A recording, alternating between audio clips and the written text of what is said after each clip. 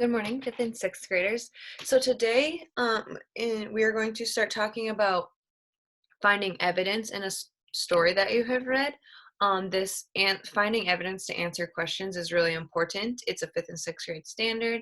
It comes up a lot in your journeys books and in the FAST testing and in the ISEPs for next spring. Um, just answering a question based on exactly things coming from the text, not just things that you might think that are coming true after you read it, but things that you can pull out straight from the text. That's finding evidence. So we're going to work a lot on that in the next couple weeks. So first we're going to do a little bit introduction. Okay. Right here. Okay, so finding evidence from the text. So evidence is the facts or statement that give proof or verification. You should use evidence because it helps you decide if your answer is correct and answer a question completely. So first we'll work on finding the evidence, and then later we'll get into answering open-ended questions more thoroughly. So Cameron was a little scared, but he had been training for months. Today was the first time he would attempt to climb a mountain that was over 8,000 feet above sea level. He was nervous, but it was time. He strapped on all of the gear that his dad had bought for him, tucked his food and water bottle into his backpack, and began walking towards the mountain alone. So, how would you describe Cameron?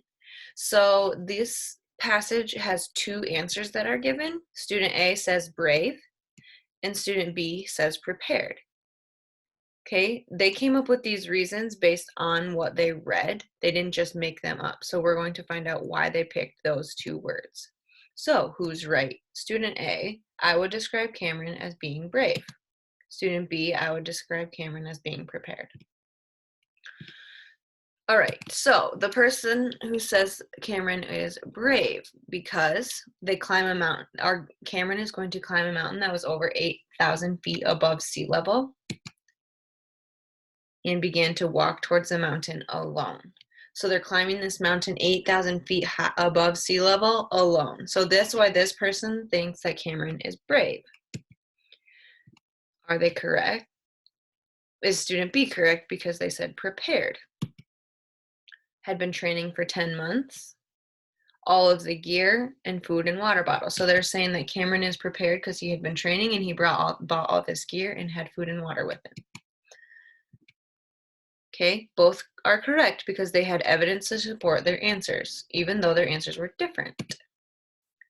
So, no matter what you choose, make sure you can find evidence that supports your statement.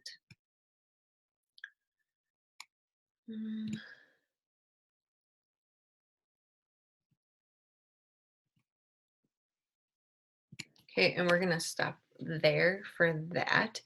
So, then what you're going to do now is go to your example, the lost cat. So, you will have, let me pull it up here. Okay, so this is the lost cat. So, you're going to read. Zoom share. There we go. Okay. The lost cat. Meow, meow, yelled the cat. He missed his owner, Molly. He snuck out the back door right after she screamed at him for ruining her new leggings. He couldn't help it that they were black and sparkly. He was a cat. He couldn't resist. And besides, she had left them laying on the floor. What's a cat to do? Molly was upset about the leggings, but she was feeling even more blue when she had discovered that Mr. Whiskers was missing. Her mom told her, "We'll find a new cat." Her dad said, "I'll buy a goldfish for you instead. At least a goldfish can't ruin your clothes." She only wanted Mr. Whiskers. It was her fault that she had left the leggings on the floor, and it was her fault that he had left. She wanted to go searching for him right away, but it was getting too dark. Her dad told her that they would go looking for Mr. Whiskers right after school the following day. At school, she could only think of Mr. Whiskers. In math, they were making number sentences. She wrote, "Mr. Whiskers plus Molly equals best friends," while her teacher wrote on the board. In spelling, one of her spelling words was guilty. When she had to use the word to make a sentence, she wrote, "I feel so guilty about Mr. Whiskers running away." After what seemed like the longest day of her life, the bell sounded with fury. She ran to get her book bag and met her dad in front of the school. They looked all over the city, but there was no sign of Mr. Whiskers. Just when she was feeling like all hope was lost, they heard the tiniest little meow under the front porch of the neighbor's house. It was Mr. Whiskers. He wasn't lost. He had run away to teach her a lesson. Molly was happy that they were together again. From now on, she will try to do a better job of picking up her clothes from the bedroom floor. So what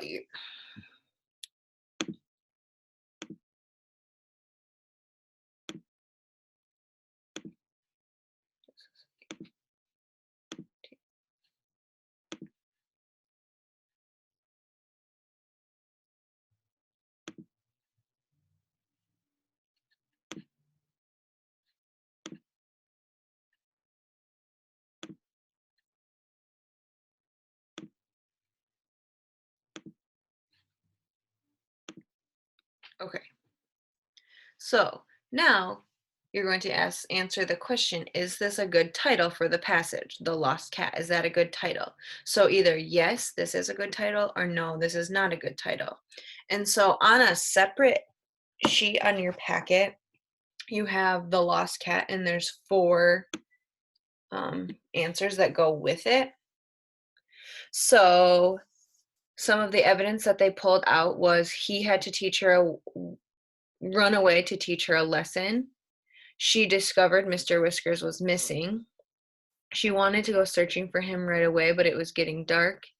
I feel so guilty about Mr. Whiskers running away. So, you're going to decide which goes in which piece of evidence matches yes and which pieces match no. So, I think that she discovered Mr. Whiskers was missing shows that yes, The Lost Cat is a good title. And she wanted to go searching for him right away, but it was getting dark is yes. Okay. The fact that it's saying he had to run away to teach her a lesson means that he wasn't lost. He ran away. So that's saying no, they should have titled it something else. And I feel so guilty about Mr. Whiskers running away, again, is saying that they should have titled it something else. So you're going to cut and glue them into 2 separate. The yes and the no, which is on the back of your story. Okay. So then that's for today. Tomorrow,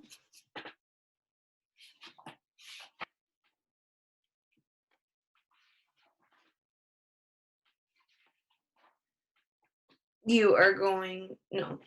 And then on Wednesday, we will be talking again about the friendship battle and do some more practice on this, reviewing. And then on Thursday, you're going to do your own. So we will practice again on Wednesday, doing some separating the evidence to answer the questions. Hey, have a good day.